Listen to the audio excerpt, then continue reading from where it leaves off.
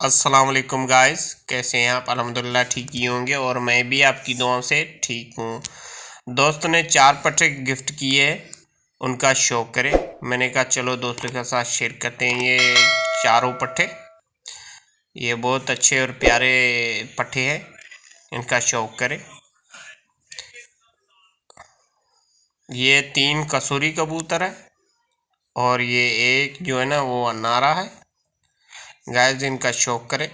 ये चारों पट्टे है, ये जो है ना अनारा थोड़ा बड़ा पट्टा है और ये तीनों छोटे पट्टे हैं।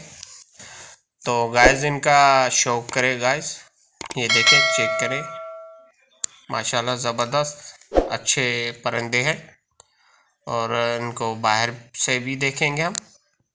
ये देखें, बहुत अच्छे और प्यारे लग रहे हैं। और गाइस ये चेक करें कबूतर हमारे आपको कैसे लगे,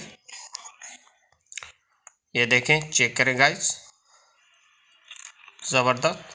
और गाइस ये वीडियो आपको कैसी लगी? अगर अच्छी लगी हो तो लाइक करें, कमेंट करें। अगर आपने हमारा यूट्यूब चैनल जीएम कबूतर सब्सक्राइब नहीं किया, सब्सक्राइब कर लें, बेल आइकन को ऑल करें। खुदा हाफिज़, दुआ में याद रखना।